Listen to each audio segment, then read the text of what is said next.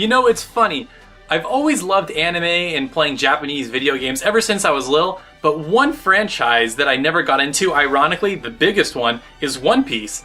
You know, I always thought it looked kind of weird with these kind of crazy character designs, and it just seemed like overwhelming to get into as well. I mean, now the anime series is up to almost 700 episodes and God knows how many volumes of the manga, so it seems insurmountable to catch up to. So I find it kind of ironic that my first experience of this franchise is in the game I'm reviewing today, One Piece Unlimited World Red. Now I will preface this review obviously by saying that I don't have a lot of experience with this franchise. I watched a couple episodes of the anime to kind of get familiar with how the anime was in comparison to the video game. So if you're looking for somebody to give you an idea of how good of an adaptation this is from the anime, you probably want to look somewhere else. But if you're looking for an opinion based on how good of a video game this is, well, here's my review.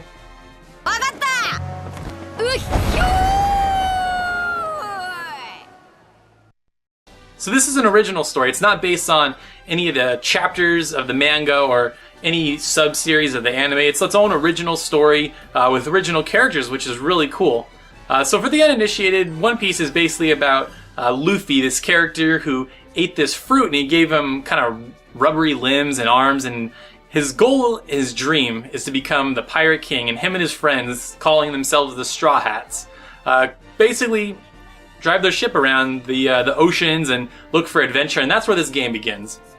So Luffy and his friends, they get off the boat and they're exploring this this very small island, and the innkeeper is looking for help. But before Luffy knows it, his whole crew is captured, and you have to go capture the crew. And while you're capturing the crew and exploring this island, you find out about this new character named Redfield, and you kind of get caught up in this mystery. And he's got these hidden powers that are very mysterious and kind of interesting as it reveals themselves throughout the game. Now the presentation is why you're going to want to play this game. Amazing cel-shaded graphics and just beautiful colors. Very vibrant, very rich. It looks absolutely amazing. Not to mention that the original voice cast from the anime make all the returns, so if you're a purist, you're going to love that. And the game actually plays out like episodes of the show. Every chapter, or every episode as they call it, is about 30 minutes to an hour. Once it's finished, it says to be continued, just like at the end of the episode of the anime. So it's very authentic to the show. And as for the gameplay, it's a very linear kind of action brawler with some light RPG elements. Now when I say RPG light elements, it's very light. There's a restaurant where you can cook food. Basically you get ingredients either buying them through the restaurant, or you can catch bugs and collect plants as you're going through the levels, and you cook food and you feed your characters, and their HP and their attack goes up.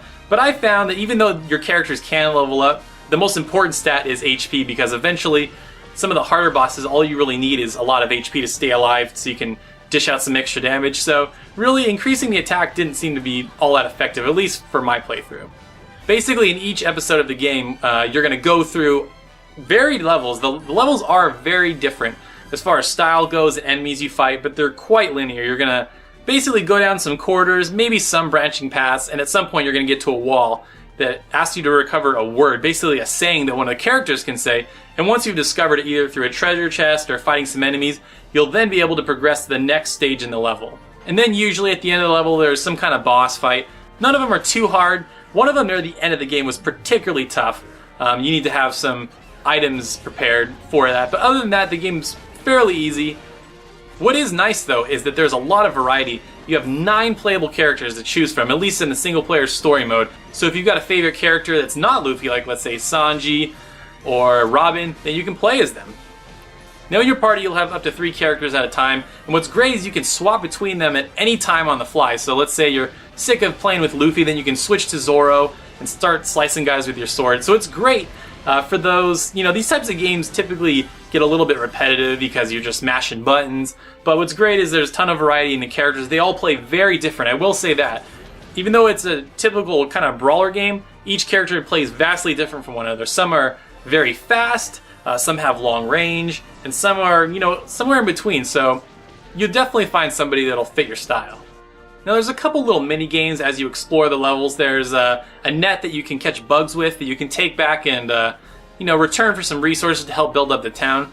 It's like a mini DDR, so basically you have to hit arrows and buttons, and once you hit them in the right combination you'll be able to capture them and then return them back to town. Same thing with the fish. It's kind of a rhythm game. You have to match the buttons just at the right time, and you can upgrade your net and your fish to make it a little bit easier, but overall it's a fun little distraction. There are also side quests, so once you complete one of the chapters, you can then go back and there's a little bar that'll offer you side quests, and you can go back and do them and get extra rewards to, buff up your party or, fix up the town. Now the other half, when you're not doing the levels, is upgrading the town. So initially it's just going to be the inn, maybe a restaurant and the bar. But as you collect items and different materials, you can build a pharmacy, you can build a factory, all kinds of stuff that'll help your adventure.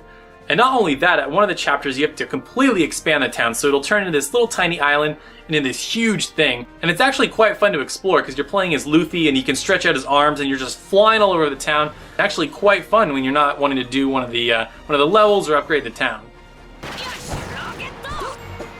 Now I do have to say that the levels get kind of repetitive. I could never really play more than 2 or 3 at a time. I had to go away and take a break because they were so repetitive. But thankfully, the ability to use different characters really helps alleviate that a little bit.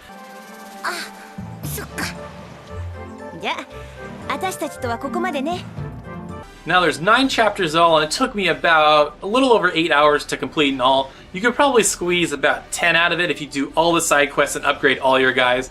But that's going to get really repetitive, but hey, if you're a really hardcore One Piece fan, you might really enjoy that. Now there is a second mode called the Colosseum mode, and it's sort of a mix between a horde mode and then just one-on-one duels. Basically, you'll have a ton of guys just thrown at you in this battle arena and you have to fight them off, or you're a one-on-one duel and you're not able to pick the character and you just kind of have to deal with it. Hopefully your skills are good enough to take this guy down.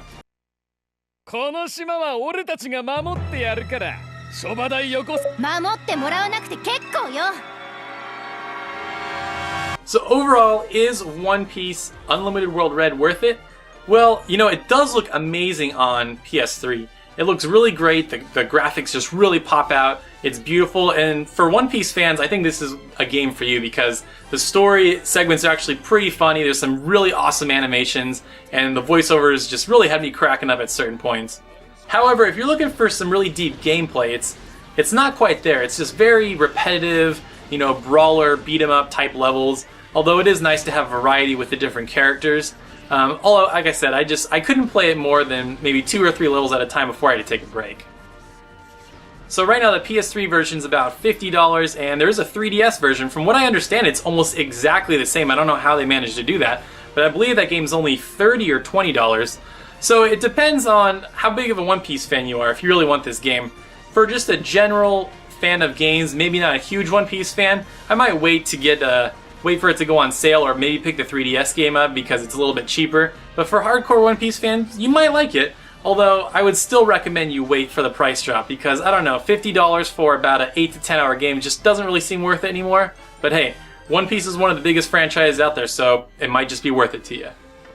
Anyways guys, that is my review for One Piece Unlimited World Red. I had a lot of fun playing it, and it was great to finally get exposed to this franchise, and I actually got to watch an anime a little bit, so that was kind of fun to really finally get into this franchise that's been huge and I've always heard people talk about, so it was kind of funny that this is my first experience to it. But anyways guys, let me know, what do you think of One Piece? Do you watch the anime? Are you interested in getting this game? Did you already buy the game? Because it's been out for a little while now, and hey, you can watch it on Crunchyroll if you're really wanting to get into the anime. I think there's probably like 300 or something crazy episodes on there right now.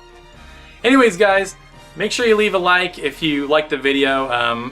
It always helps out and always, makes me feel good. Let me know I did a good job. And as always, thanks for watching, and we'll see you next time.